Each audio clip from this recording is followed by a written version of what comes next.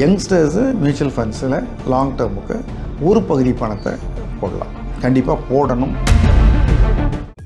உங்க ஒவ்வொரு ட்ரிப்பையும் sweet memories ஆக்க கிராண்ட் ராயல் டூர்ஸ்க்கு வாங்க. OMRல இதை விட பெஸ்டா எங்கேயும் இல்ல. வில்லா பிளாட்ஸ் இப்ப just 11.99 lakh முதல் தயிர் OMR ரைட் ஆங்கிள் ப்ராப்பர்ட்டிஸ். அழகு தரும் மூலிகைகள், ஆரோக்கியம் தரும் மருத்துவர்கள். டாக்டர் ஸ்ரீவர்மாஸ். 50 வயசு 55 வயசு ஸ்டாக் மார்க்கெட் ரிஸ்க் எடுக்க வேண்டாம். அப்போ அவங்க என்ன பண்ணலாம், அவங்களுடைய மொத்த பணத்தையும் கொண்டு டெட் ஃபண்டில் போட்டுடலாம் அல்லது FDயில் போட்டுடலாம். போட்டுட்டு இப்போ போஸ்ட் ஆஃபீஸில் மந்த்லி இன்கம் ஸ்கீம்லாம் இருக்குது. போட்டிங்கன்னா 7% மாதம் வட்டி தராங்க.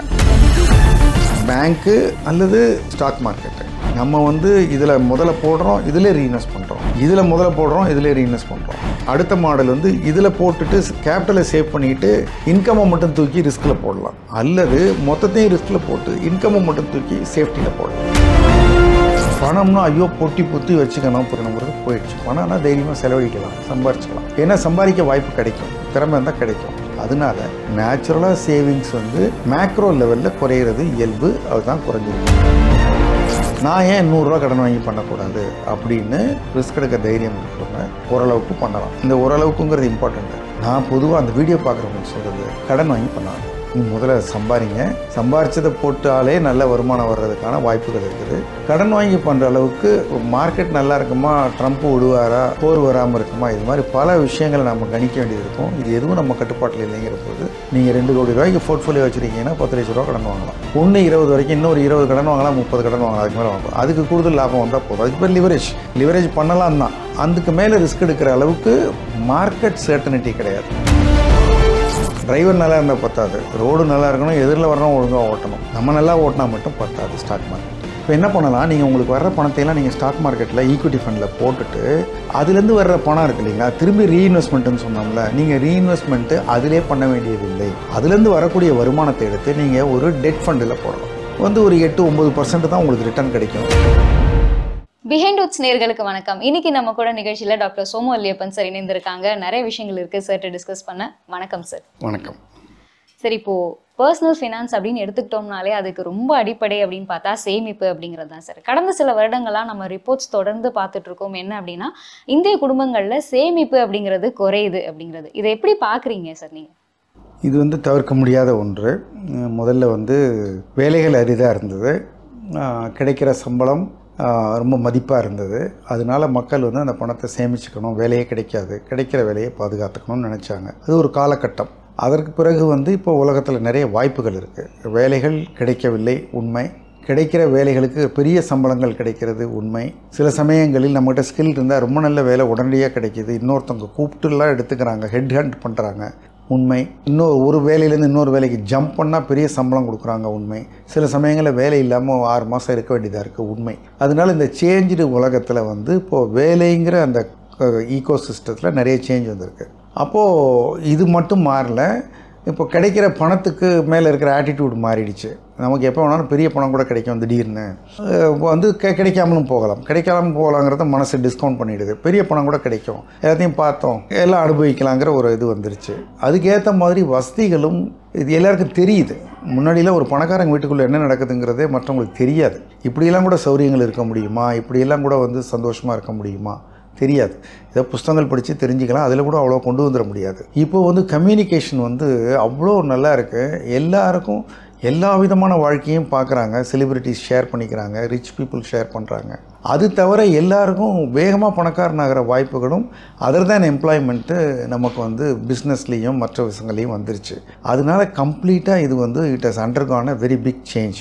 அந்த விதத்தினால பணம்னா ஐயோ பொத்தி வச்சுக்கணுங்கிறது போயிடுச்சு. பணம்னா தைரியமாக செலவழிக்கலாம், சம்பாரிச்சிக்கலாம். ஏன்னா சம்பாதிக்க வாய்ப்பு கிடைக்கும், திறமை இருந்தால் கிடைக்கும், இருந்தால் செலவழிக்கலாம், என்ன போகும். அதனால என்ன இவ்வளோத்தையும் நான் விட்டு கொடுத்துட்டு கட்டுப்பாடாக இருக்கணும்னு. அதனால நேச்சுரலாக சேவிங்ஸ் மேக்ரோ லெவலில் குறையிறது இயல்பு, அதுதான் குறைஞ்சிருக்கு. நம்ம சீனாவை விட அதிகமாக சேமித்து கொண்டிருந்த நாடு. ஒரு 30% overall Indian house hold savings இருந்ததாக நம்ம சில டேட்டாலாம் பார்த்துருக்கோம், பேசியிருக்கோம். இப்போ அது அப்படியே 27, 28, 26 அப்படின்னு வருதுங்கிறாங்க. நம்ம பாப்புலேஷன் காம்போசிஷனும் மாறுது. More of youngsters, less of older people as against China நமக்கு. அப்போ அவங்களுடைய கான்ஃபிடென்ஸு, அவங்களுக்கு இருக்கிற ஆப்பர்ச்சுனிட்டி, அவங்களுக்கு இருக்கிற அவுட்லுக் ஆன் மணி சேஞ்ச் ஆனதில் சேவிங்ஸு இந்த அளவில் இருக்கிறதே சந்தோஷப்பட வேண்டிய அளவுக்கு ஒரு வாய்ப்புன்னு நான் நினைக்கிறேன். இன்னைக்கு டிஜிட்டலில் சார் நமக்கு வந்து இந்த இன்வெஸ்ட்மெண்ட்ஸ் ரிலேட்டடாக நிறைய நம்ம வந்து தெரிஞ்சுக்கிறோம். ஸோ இந்த முதலீடு பற்றி தான் நம்ம நிறைய டிஸ்கஸ் பண்ண போகிறோம். அதுக்கு முன்னாடி சார் நீங்கள் அல்ல பணம் அடிப்படைகள் புத்தகத்தில் நீங்கள் ஒரு விஷயம் மென்ஷன் பண்ணியிருப்பீங்க. இந்த முதலீடு அப்படின்னு வரும்போது உங்ககிட்ட இருக்கிற உபரி பணத்தை நீங்கள் முதலீடு பண்ணுங்க பங்குச்சந்தையில் அப்படின்னு சொல்லியிருப்பீங்க. இன்னைக்கான சுச்சுவேஷன் பார்த்தோன்னா நம்ம நிறைய விஷயம் தெரிஞ்சுக்கிறதுனாலேவே ஏன் நான் வந்து ஒரு கடன் வாங்கி இன்வெஸ்ட் பண்ணக்கூடாதா அப்படிங்கிற ஒரு விஷயம் இருக்குது. இது எப்படி பார்க்கலாம் சார்?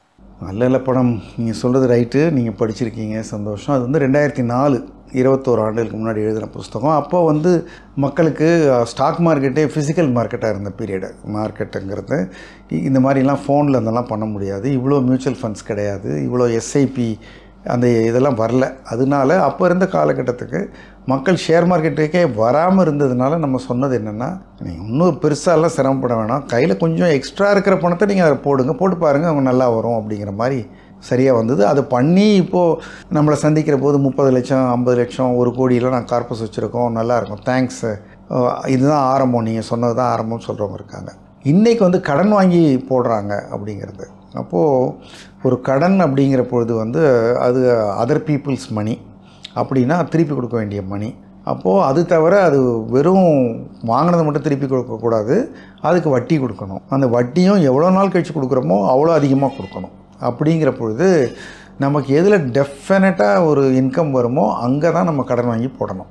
அந்த டெஃபினட்டுங்கிறதுலேருந்து கொஞ்சம் நகர்ந்தால் கூட வர்றதுக்கு பெரிய வாய்ப்பு இருக்குது, வராமல் போனாலும் கொஞ்சம் போகலாம், லேசாக ரிஸ்க் இருக்குது, அதில் கூட கொஞ்சம் ட்ரை பண்ணலாம், நம்ம வயதை பொறுத்து வாய்ப்பை பொறுத்து. 50-50ங்க, வந்தாலும் வரும் போனாலும் போயிட்டோம்னா அங்கே கடன் வாங்கி போடக்கூடாது. ஸோ அதுவும் கடன் அளவு பொறுத்தும் இருக்குது. நம்ம மாதம்லாம் 20,000னா நம்ம 1 லட்சம் கடன் வாங்கினோம்னா ஒரு முறை விழுந்தாலே எந்திரிக்கிறது சிரமமாயிடும், பெரிய அப்புறம் வட்டி அதை கட்ட முடியாமல் சிக்கலாகி போயிடும். அதனால் கடன் வாங்கி பண்ணலான்னா யார் பண்ணலாம் அப்படின்னா, ஸ்டாக் மார்க்கெட் எனக்கு ரொம்ப நல்லா தெரியும், எனக்கு இது வரைக்கும் எல்லாமே கரெக்டாக ஒர்க் அவுட் ஆகிருக்கு, நான் ரொம்ப கண்ட்ரோல்டாக இருக்கேன், என் கண்ணுக்கு முன்னாடி ஆப்பர்ச்சுனிட்டி இருக்குது. நான் வந்து 10 ரூபாய்க்கு பண்ணால் எனக்கு 12 ரூபா கிடைக்கிது, 100 ரூபாய்க்கு பண்ணால் 120 ரூபா கிடைக்கும், நான் ஏன் 100 ரூபா கடன் வாங்கி பண்ணக்கூடாது அப்படின்னு நினைக்கிறவங்க, ரிஸ்க் எடுக்க தைரியம் இருக்கிறவங்க, இதை கரெக்டாக பண்ண தெரிஞ்சவங்க ஓரளவுக்கு பண்ணலாம். இந்த ஓரளவுக்குங்கிறது இம்பார்ட்டண்ட்டு.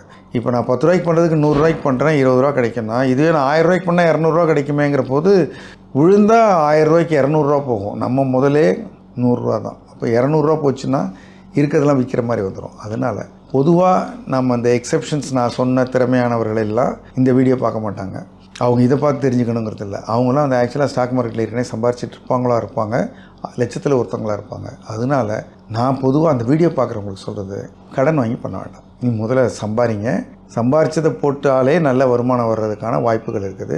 கடன் வாங்கி பண்ணுற அளவுக்கு மார்க்கெட் நல்லா இருக்குமா, ட்ரம்ப் விடுவாரா, போர் வராமல் இருக்குமா, இது மாதிரி பல விஷயங்களை நம்ம கணிக்க வேண்டியது இருக்கும். இது எதுவும் நம்ம கட்டுப்பாட்டில் இல்லைங்கிற போது நீங்கள் 2 கோடி ரூபாய்க்கு போர்ட்ஃபோலியோ வச்சுருக்கீங்கன்னா 10 லட்ச ரூபா கடன் வாங்கலாம். அப்போது 100 ரூபா வச்சுக்கணும் 1000 ரூபா கடன் வாங்குறது இல்லை, 100 ரூபா வச்சுக்கணும் 20 ரூபா கடன் வாங்குறது. 100 ரூபாய்க்கு பதிலாக 120 ரூபாய்க்கு பண்ணலாம், 100 ரூபாய்க்கு பதிலாக 130 ரூபாய்க்கு பண்ணலாம். அவ்வளோ நான் சொல்கிறது ஓவரால் உங்கள் போர்ட்ஃபோலியோ 100 ரூபா இருந்தால் உங்கள் மொத்த சொத்து மதிப்பை சொல்ல. ஷேர் மார்க்கெட்டில் நான் வந்து இப்போ 1 லட்ச ரூபா போட்டு விளையாடுறேன்னா 20 வரைக்கும் இன்னும் ஒரு 20 கடன் வாங்கலாம், 30 கடன் வாங்கலாம், அதுக்கு மேலே வாங்கலாம், அதுக்கு கூடுதல் லாபம் வந்தால் போதும். அதுக்கு பேர் லிவரேஜ் பண்ணலாம் தான். அதுக்கு மேலே ரிஸ்க் எடுக்கிற அளவுக்கு மார்க்கெட் சர்டனிட்டி கிடையாது. டிரைவர் நல்லா இருந்தால் பத்தாது, ரோடு நல்லா இருக்கணும், எதிரில் வரணும் ஒழுங்காக ஓட்டணும். 3 எதிரில் வரணும் யார் நமக்கு தெரியுமா, சூஸ் பண்ண முடியுமா, ரோடு எப்படி இருக்குன்னு நம்ம சூஸ் பண்ண முடியுமா, நம்ம நல்லா ஓட்டினா மட்டும் பத்தாது ஸ்டாக் மார்க்கெட். அல்ல பணம்ல கூட நீங்கள் ஒரு டேப்லெட் காலம் மாதிரி கொடுத்துருப்பீங்க, ஈக்விட்டி பாண்டு அந்த மாதிரி வந்து எந்தெந்த சேஃப்டி ப்ளஸ் ரிட்டர்ன்ஸ் அப்படிங்கிற அடிப்படையில் கொடுத்துருப்பீங்க. இப்போது பவர் ஆஃப் காம்பவுண்டிங்கில் உங்களோட வரிசைப்படி இதிலெல்லாம் இந்த மாதிரியான பெனிஃபிட்ஸை நீங்கள் வந்து எடுத்துக்கலாம் அப்படின்னு. ஏன்னா நிறைய பேருக்கு தெரிஞ்சது மியூச்சுவல் ஃபண்ட்ஸ் மட்டும்தான் தெரியுது, வேறு இருக்கக்கூடிய ஆப்ஷன்ஸும்.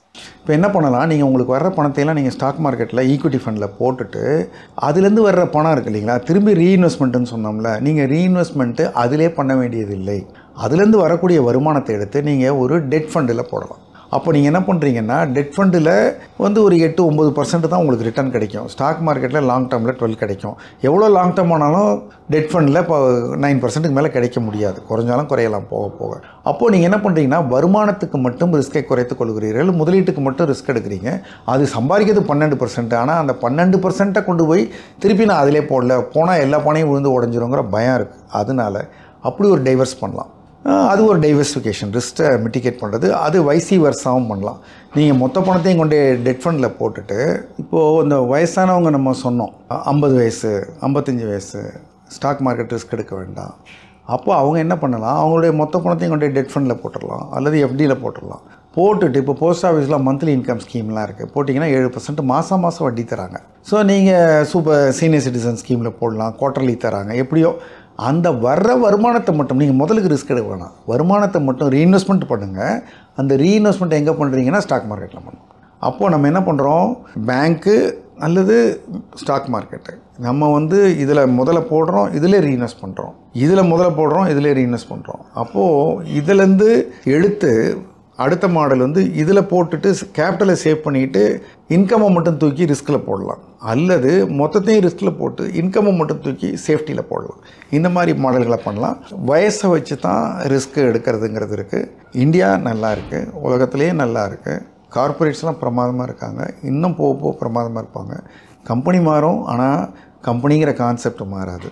ஷேர்கள் மேலே ஏறுறது மாறும், ஆனால் ஷேரில் எந்த ஷேர் ஏறாமல் போகாது, இண்டெக்ஸ் ஏறிட்டு தான் இருக்கும். அப்படிங்கிற போது ஃபண்ட் மேனேஜர்ஸ் மாற்றிடுவாங்க. அதனால் மியூச்சுவல் ஃபண்டுங்கிறது நிச்சயமாக லாங் டேர்மில் பெட்டராக தான் ரிட்டர்ன்ஸ் இருக்கும். யங்ஸ்டர்ஸு மியூச்சுவல் ஃபண்ட்ஸில் லாங் டேர்முக்கு ஒரு பகுதி பணத்தை போடலாம், கண்டிப்பாக போடணும். முழுசும் இல்லை, ஒரு பகுதியை கண்டிப்பாக போடணும். ரிஸ்க் எடுக்கக்கூடிய அவங்களுடைய ஜாபு ரொம்ப சேஃபான ஜாபு, அவங்களுக்கு நல்ல வருமானம் வருது, கான்ஃபிடென்ஸ் இருக்குது, ரொம்ப ஸ்கில் இருக்குது அப்படின்னா அவங்க பயப்பட வேண்டாம், அவங்க ரிஸ்க் எடுக்கலாம். சேஃப்டி குறைவாக இருக்கிறவங்க நான் சொன்ன மாதிரி மற்ற இடங்களில் சேமித்து எல்லாத்தையும் அதிலே போட்டு வைக்காமல் கொஞ்சத்தை ரிஸ்க் எடுத்து கொஞ்சம் அதிகமாக பார்க்குறத ட்ரை பண்ணும்.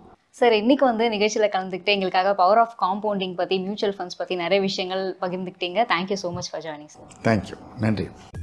உங்க ஒவ்வொரு ட்ரிப்பையும் ஸ்வீட் மெமரிஸ் ஆக்க கிராண்ட் ராயல் டூர்ஸ்க்கு வாங்க.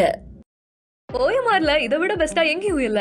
வில்லா பிளாட்ஸ் இப்ப just 11.99 lakh முதல் Thaiyur OMR right angle properties. அழகு தரும் மூலிகைகள், ஆரோக்கியம் தரும் மருத்துவர்கள். டாக்டர் ஸ்ரீவர்மாஸ்.